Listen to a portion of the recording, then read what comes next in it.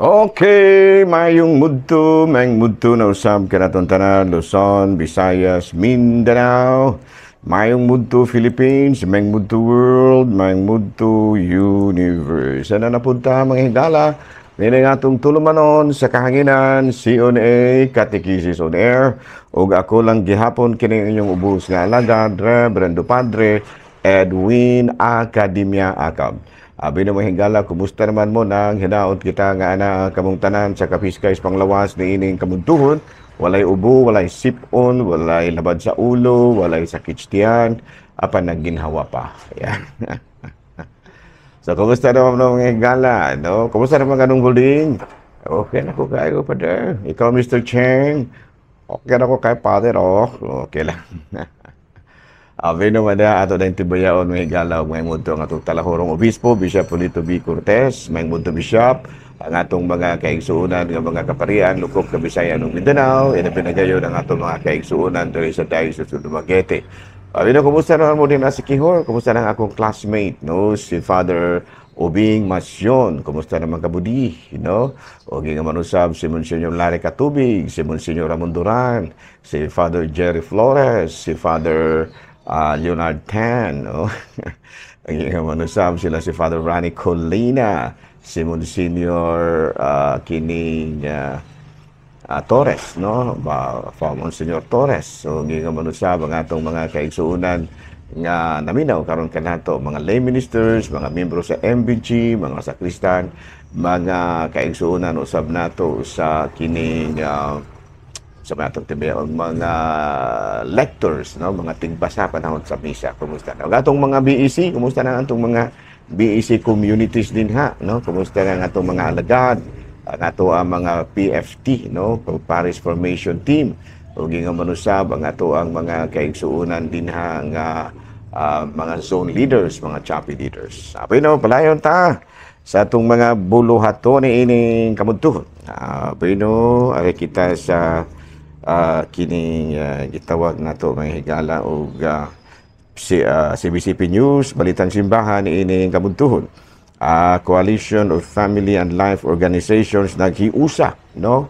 Mga koalisyon sa mga organisasyon nga nagpalambo sa kaminyoon naghiusa aron babagan, no, or kining gitawag natong hangyoon ang presidente nga unta dili niya aprobahan, i-veto niya ang divorce bill nga naaprobahan na sa lower o upper houses. So no, mao kana karon ang panawagan sa different sa Coalition of Family and Life Organizations. Sabi na balita mahingala gikan sa Vatican, padayon karon mahingala nga atong talahurong Santo Papa sa panawagan, no, sa mga kanasuran nga likayan gyud nga magka dunay mga konfrontasyon, no, or gubat sa tagsa-tagsa nila ka mga rehiyon aron malikayan ang kinatawag nato og kamatayon sa ubay-ubay nga mga sibilyan. Mga igsoon ko diha ni Kristo ang ebanghelyo maygyunado nga sa Balitang Simbahan ining kamuntuhon. Abi no ari kita mangigala sa ato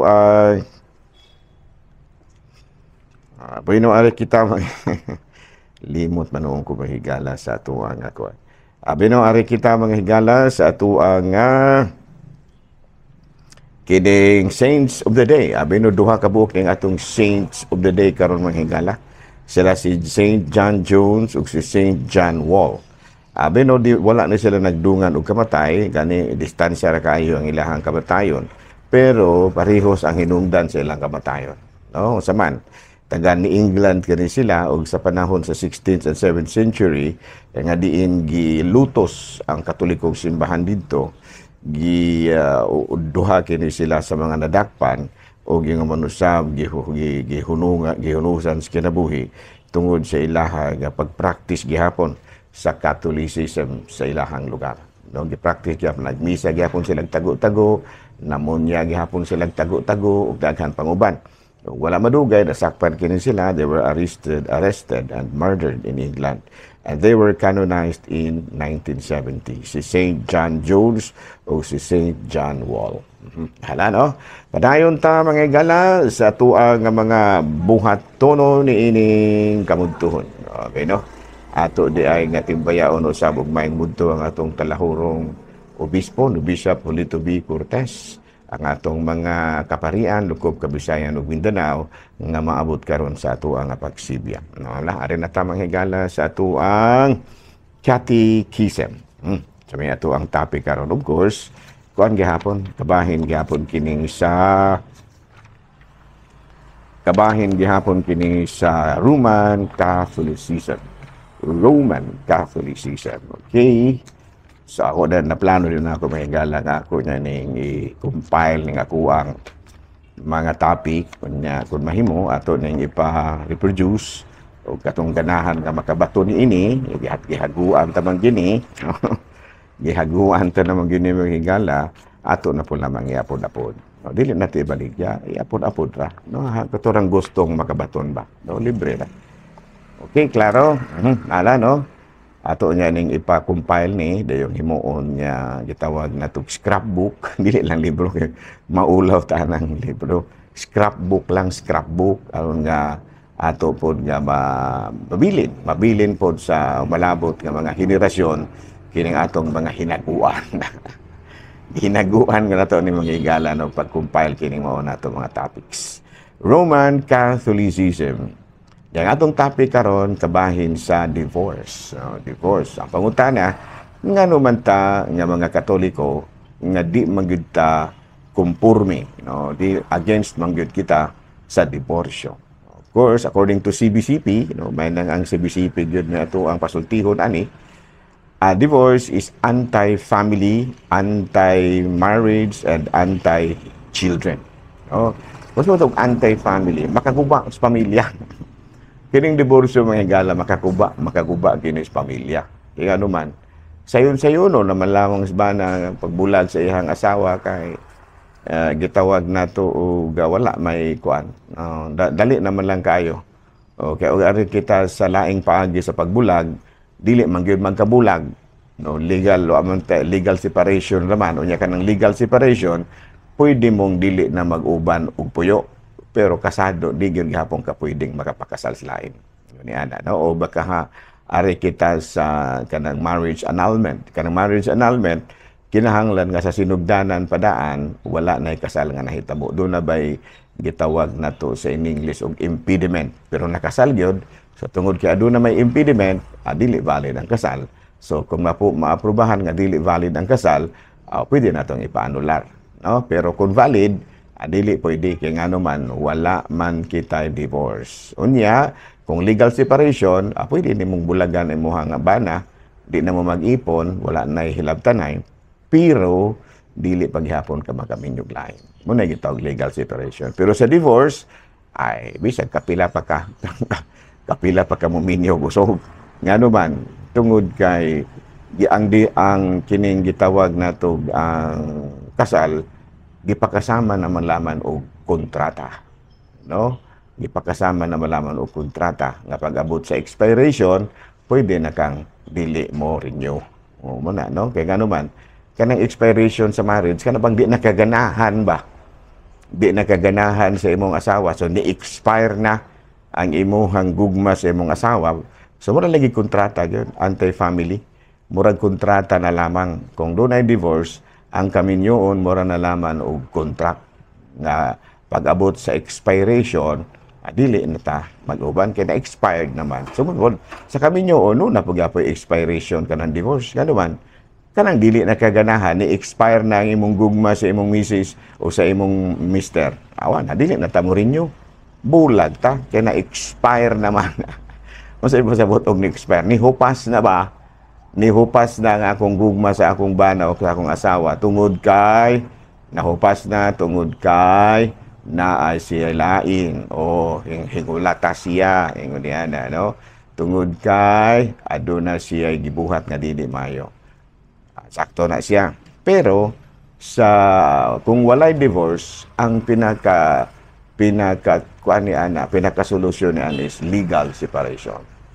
Nga dili na mo makilabtanay. Pero sa divorce, pwede na. Mahimo lagi nga ang kaminyoon, no? Dili na siya covenant. Ano man unsa man kining covenant, unsa may diferensya sa kontrata or agreement o kining covenant. A covenant is an agreement between you and your God. Muna sa covenant, no? Pero kanang contract, kanang gitawag na to, is an agreement between you and another person. Pero sa kanang gitawag na to covenant, it is an agreement between you and your God. No, so muna nga lisod kay ng kanang kaminyoon nga daw na divorce kay mahimo naman lamang kontrata ang kaminyoon. Mahimo siyang anti-family nga naman tungod kay sayon ra lamang kayo ang pagbuak sa pamilya. Muna niingon ang mga obispo, divorce is anti-family. And number two, it is anti-marriage. Nga naman, sa ako nang ginaingon, nawala ang pagkasagrado sa kaminyoon. The sacredness of the covenant, nawala. Nga naman, pwede raman lamang nga mong automatic tagapagbulag. Pero, sa katolikong pagtuo, di ginasa pwede. Dili na mo pwedeng bulagon. No? In principle, dili na mo dili na mo kasal na gyud, kasado ra gyud gihapon mo, pero wala na lang mo nag-uban og puyo. Muna yung gitawag nato og legal separation, no? Legal nga pa nagbulag, but not necessarily divorce. Okay? And number three, anti-children. Nga naman, tungod kay ang pinaka maapektuhan gyud og maayo kung managbulag ang bana o asawa labi na gayo divorce ang mga anak gyud, no? Doon na gani, there was one time, ako, ang pamilya, si mama, dahil sa Mindanao, kinaamang ko'y igsuon nga, doon naman ko'y igsuon sa una, no, buhi pa to si Aning Ili, dito sila ng trabaho, sa iyahang bana si Agustin, si Agustin Vista, dito sila man trabaho sa Hagunoy, Davao, katong ilahang Davao Oriental ba na, kasi kay Hagunoy, dito sa kiningkakawan ni Kuangko, no, Danding. Buhay awas Danding. So, ingon ni Ana, si Mama, there was one time, gani adto dito, kung ni bakasyon po ba? So, kinaabot man, anhing Mama, patay na ang pos Mama. Dugay magayang di pa uli. Pagkahawa nga hinuon ni among balay, mahigala nga walay inahan. Pagkahawa nga, apektado kami god, mag-iyahay ramig kaon. No, mag-iyahay ramig kaon. Nga naman, si Papa muluto-luto ang puto sa ginagmay, may muluto sa Papa. Pero kanagmitan ako may manglungaw niya, magluto-luto po ako magulang sudan. Mag-iyahay rin yung pangaon. O gutumon ko, mukhaon na pagug ako. Ya, si Papa, mag-iyahay rin may mag-iyahay rin po din taon may walay giya ang pamilya. No, wala ba'y kanang gitawag na itong sense of unity in the family. Kaya ang makadalag yung sense of unity sa pamilya, maugyo na ang inahan. Dili pa gani ang amahan, nakasulay ko ana. Na usahay nag-iyahay raming pangaon dito kay walas mama. Ingon na nakasulay ko ada. Susamot na gyud nga gali di bakasyon ra ganito sa mama mga 1 month to 2 months ba to. Ito Davao. Nagkabulag-bulag gani may nagyahay na lang pangaon kami Papa ako magulang mga kay naman sila kanang sila di time nga punto nga dito na sila sa Mindanao tanan. Ang nabili na laman urag ako ug si Clipog sila Susan ako manghod pong babae. Pero buot goan gyud ang huluya yan ang pamilya. Samot na yun. Kung simba ko may divorce na kay sayo naman lamang kaayo, no? Pagputol sa marriage, kay maparihos naman lamang ang kontrata. Na pag-abot sa expiration, pwede na nimong usbon. So, may pasabot expiration, di na mo ganahan ba, usag-usaba, na-expire na inyong gugma, o sa Binisaya pa na, nilubad na ba? Nilubad na ang inyong gugma, pwede na nato ni paano? Pwede na tang managbulag na ini.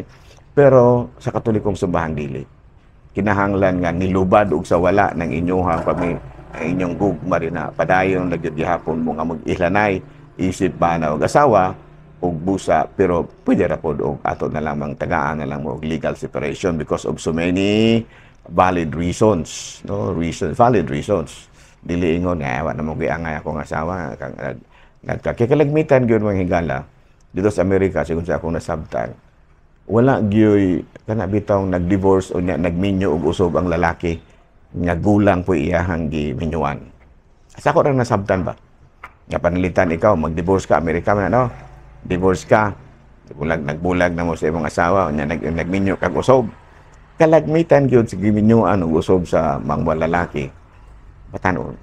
Dili gyud na mahitabo nga nag-divorce o nya nakigminyo og lain unya tigo lang pod parehos niya. Dili na bisan diri sa Pilipinas mga divorcee kini bang mga foreigner nga na nag-divorce dito sa ilang nga abot diri kalagmitan di pangasawa katud yung mga gari edad og mga 30, 40 ana. Pero ang edad na lang 60 na.